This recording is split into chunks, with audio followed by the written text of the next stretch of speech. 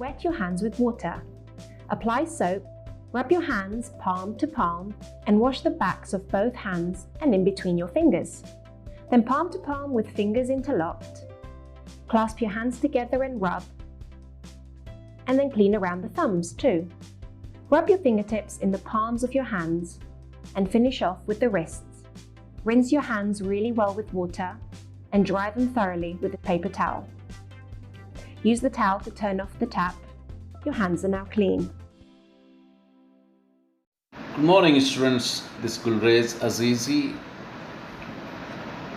Today we're going to read and understand the chapter number 4, Landscape of the Soul.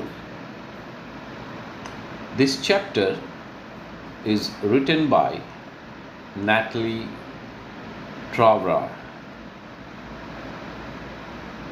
She was a European lady. In this chapter, she has described that the difference between the Chinese art form and the European art form. The writer has used two stories to make a contrast. The Chinese art is about not creating a real landscape, whereas the European art is about producing an actual view. So let's read the chapter and understand it. I will tell you also meanings of difficult words. You need to make notes, and if you would like to discuss it further, you can call me or send me WhatsApp message as usual. A wonderful old tale is about the painter Wu Dazi, who lived in the 8th century. His last painting was a landscape commissioned by the Tang Emperor Zhongzong. To decorate a palace wall, the master had hidden his work behind a screen, so only the emperor would see it. For a long while, the emperor admired the wonderful scene, discovering forest, high mountains, waterfalls, clouds floating in an immense sky, men on hilly paths, birds in flight. "Look, sir," said the painter, "in this cave at the foot of the mountain dwells a spirit." The painter clapped his hands and the entrance to the cave opened. "The inside is splendid, beyond anything words can convey. Please let me show your majesty the way." The painter entered the cave, but the entrance closed behind him, and before the astonished emperor could move or utter a word, the painting had vanished from the wall. Not a trace of Wu Daozi's brush was left, and the artist was never seen again in this world. Here, the painter name is Wu Daozi, and he lived in 8th century. He painted a landscape which was commissioned by the Emperor Yongzong.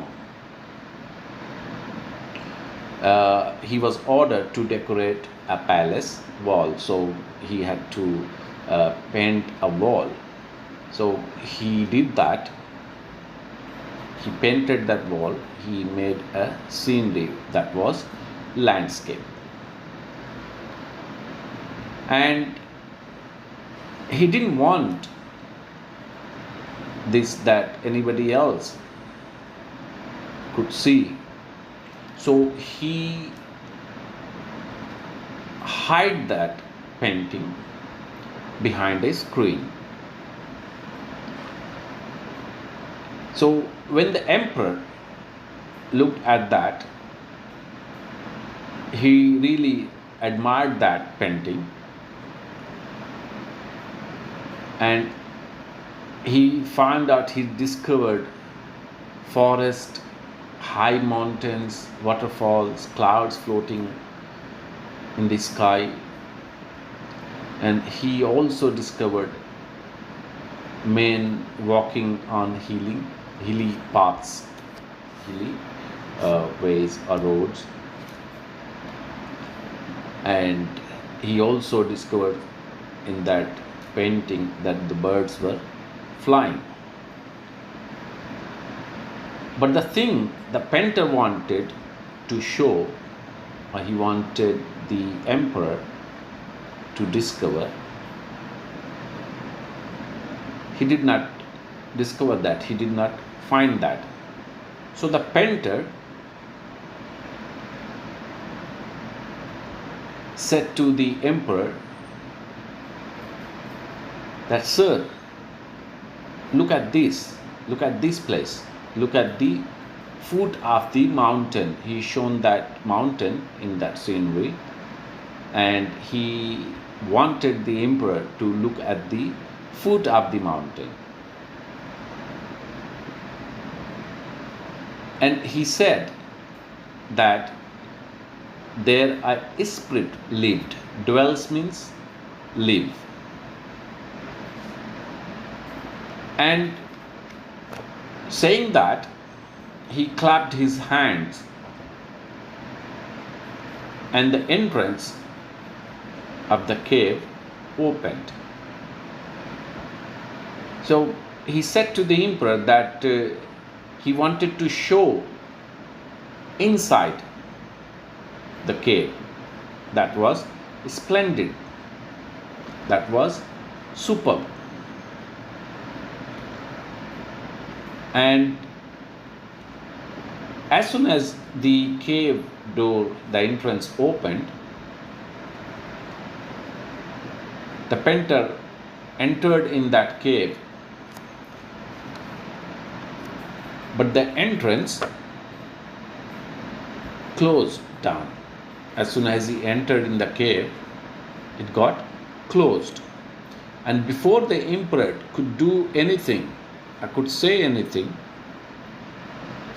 the painting also vanished, disappeared from the wall. And it is said that since then,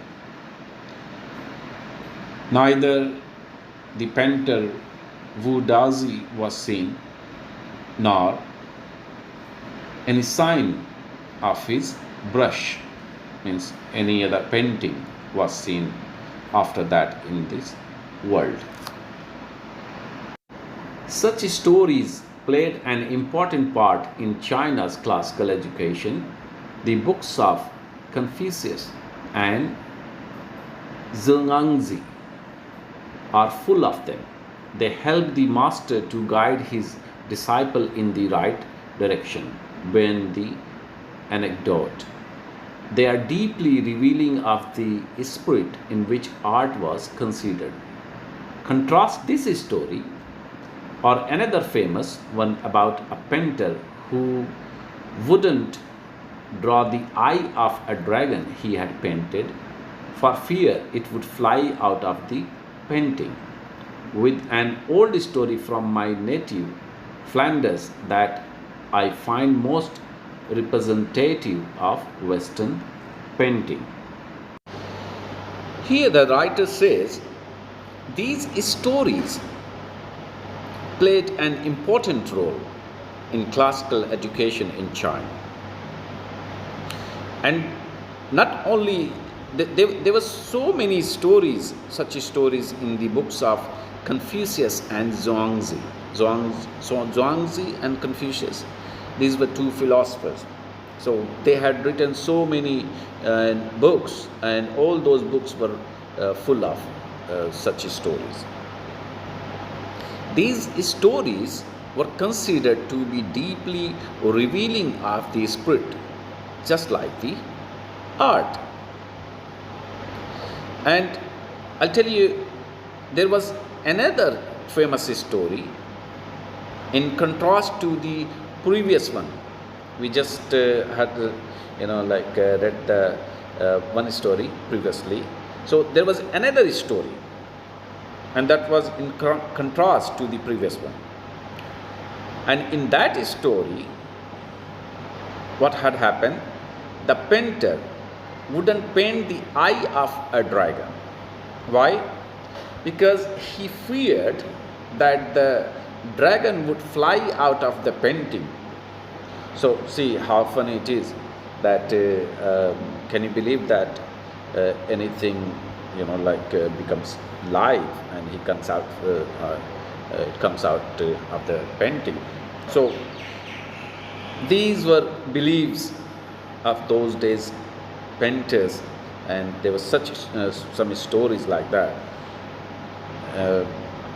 Okay, so it was one of the stories from many others which came from a medieval country in Western Europe. Basically, the word Flanders is Dutch speaking area in Europe.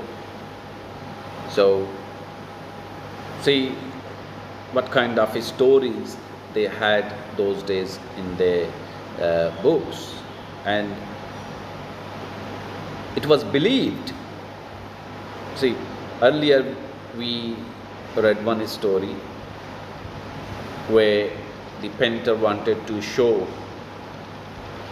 that there was the cave where a spirit lives. In 15th century Antwerp, a master blacksmith called Quentin Metzis fell in love with a painter's daughter. The father would not accept a son-in-law in such a profession. So Quentin sneaked into the painter's studio and painted a fly on his latest panel with such delicate realism that the master tried to swat it away before he realized what had happened. Quentin was immediately admitted as an apprentice into his studio. He married his beloved and went on to become one of the most famous painters of his age.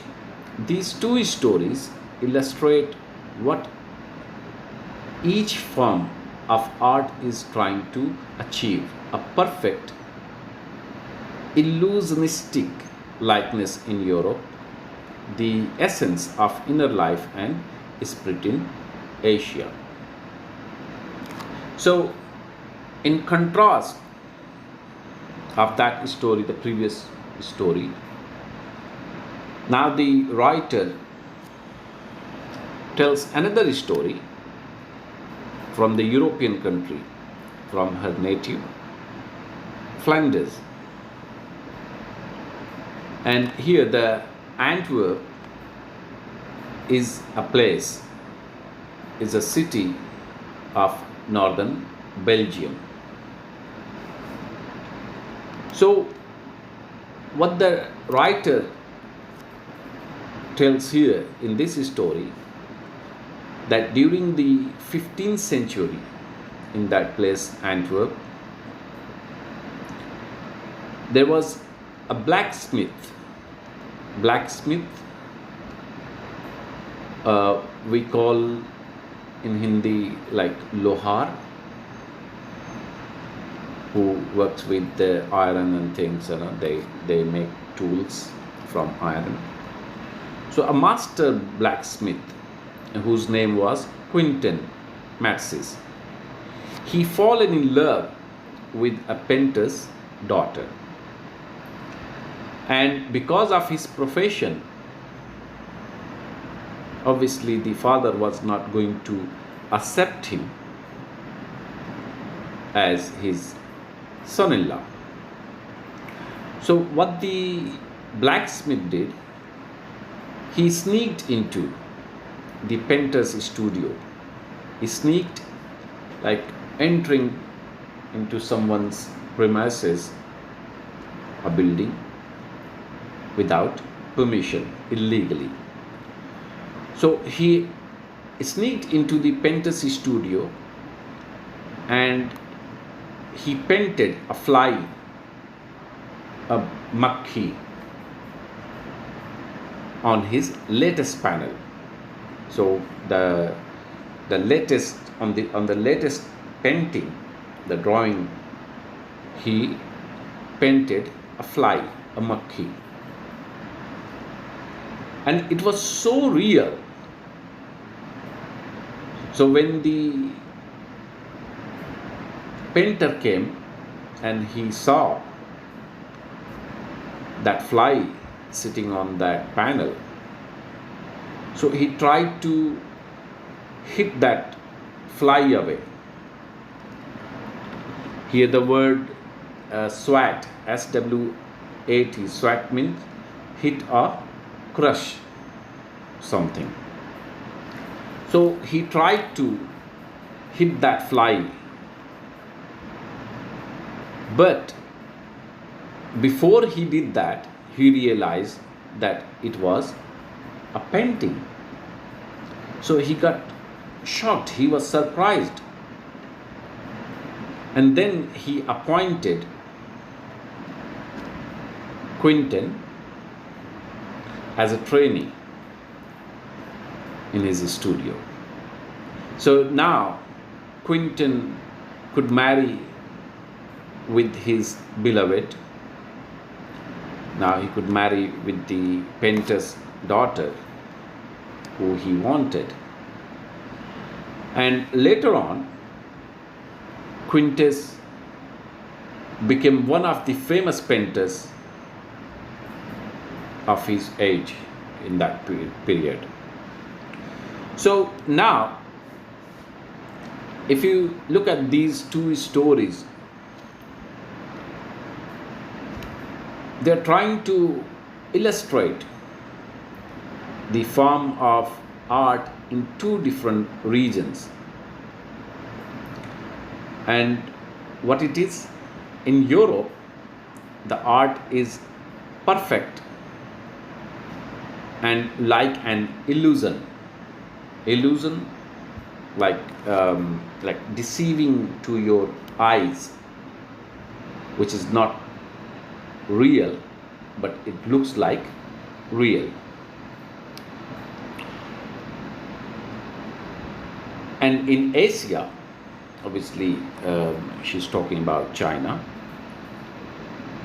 the art gives an essence of inner life and spirit. In the Chinese story, the emperor commissions a painting and appreciates its outer appearance, but the artist reveals to him the true meaning of his work. The emperor may rule over the territory he has conquered, but only the artist knows the way within. Let me show the way, the Dao, a word that means both the path or the method. And the mysterious works of the universe, the painting is gone, but the artist has reached his goal beyond an material appearance. So here what it says, as we learned from the Chinese story, the artist reveals the true meaning of his work to the emperor, and the writer also mention that the emperor could rule over his territory, means in that area where whatever the kingdom, whatever the area he had conquered. But maybe he did not know the way within. And the emperor only saw the outer appearance of the wall painting.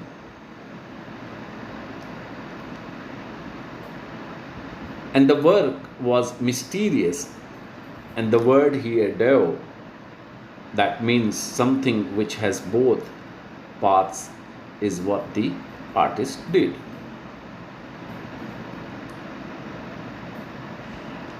As the painting was gone after the artist reached the cave, the motive was fulfilled that some work is beyond material appearance.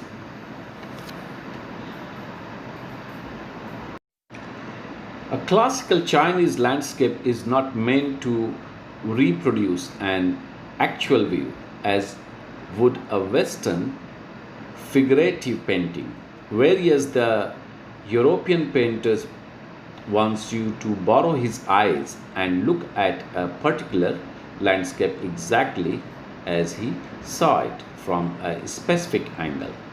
The Chinese painter does not choose a single viewpoint. His landscape is not a real one, and you can enter it from any point, then travel in it. The artist creates a path for your eyes to travel up and down, then back again in a leisurely moment. This is even more true in the case of the horizontal scroll, in which the action of slowly opening one section of the painting, then rolling it up to move on to the other, adds a dimension of time which is unknown in any other form of painting. It also requires the active participation of the viewer, who decides at what pace he will travel through the painting, a participation which is physical as well as mental. The Chinese painter does not want you to borrow his eyes, he wants you to enter his mind. The landscape is an inner one, a spiritual and conceptual space.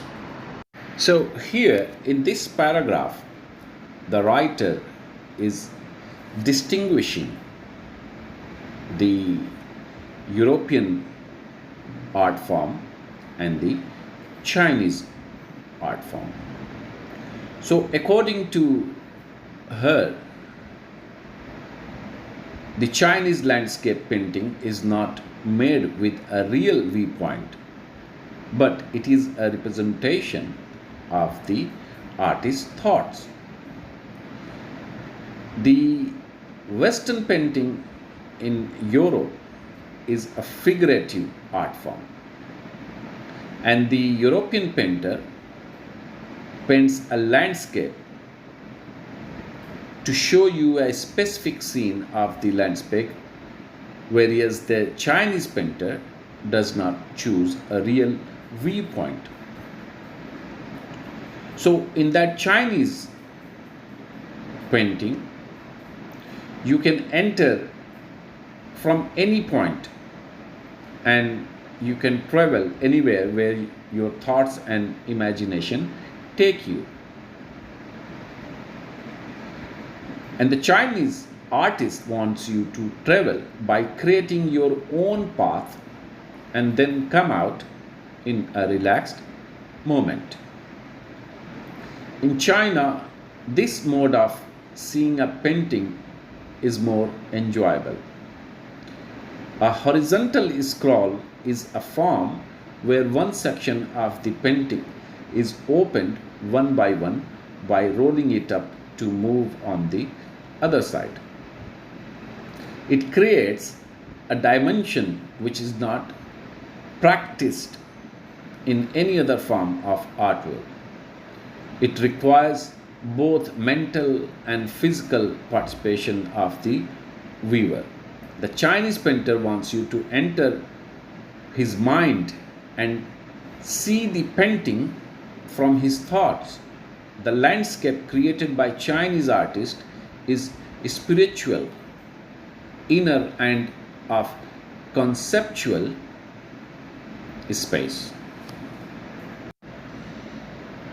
This concept is expressed as shan shui, literally mountain water, which used together represent the word landscape.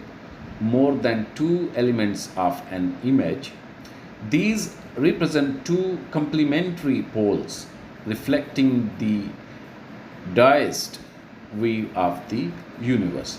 The mountain is yang, reaching vertically towards heaven, stable, warm, and dry in the sun, while the water is yin, horizontal and resting on the earth, fluid, moist, and cool. The interaction of yin, the receptive feminine aspect of universal energy, and its counterpart yang, active and masculine, is of course a fundamental notion of Taoism. What is often overlooked is an essential third element, the middle void where the interaction takes place. This can be compared with the yogic practice of pranayama, breathe in, retain, breathe out. The suspension of breath is the void where meditation occurs. The middle void is essential. Nothing can happen without it. Hence, the importance of the white, unpainted space in China landscape. The Chinese concept of art is also expressed as shan shui. That means mountain water. It is also used together to represent the word landscape. The two complementary poles of an image reflect the Taoist view, and the mountain in the landscape is yang, and this means, the word yang means to reach vertically towards heaven, stable, warm, and dry in the sun. And in opposite of this, the water is the yin, and this means receptive and feminine aspect of universal energy. The yang is active and masculine, and the yin is just opposite of yang. But there is another essential element which is a middle void. Void means empty, like vacant, which is the place where they interact. This middle void can be compared to pranayama, and this means to breathe in and then retain it, like keep it, and then breathe out. And the suspension of the breath is the void in this meditation process. It is an essential part, as nothing can happen without it. And this is the reason the white unpainted space in Chinese landscape is equally important. This is also where man finds a fundamental role. In that space between heaven and earth, he becomes the conduit of communication between both poles of the universe. His presence is essential, even if it's only suggested, far from being lost or oppressed by the lofty peaks. He is in Francois Cheng's wonderful expression, the eye of the landscape. And in this paragraph, that third essential element, the middle void. So, there a man finds an important role, and according to this, man is the channel of communication in the space between heaven and earth. And these are the two poles of the universe. And man's presence is essential. As per Francois Cheng's expression, the eye of the landscape is what? Is not being lost or suppressed due to high peaks, but he is the eye of the landscape.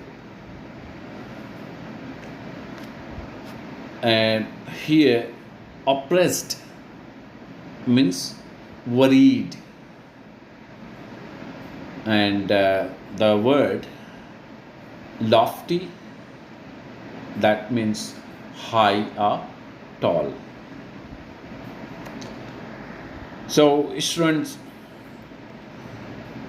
I hope you understood, but if there is anything which is not clear, you can always take photograph of that paragraph or line or words and send it to on my WhatsApp number, and I will definitely get back to you soon.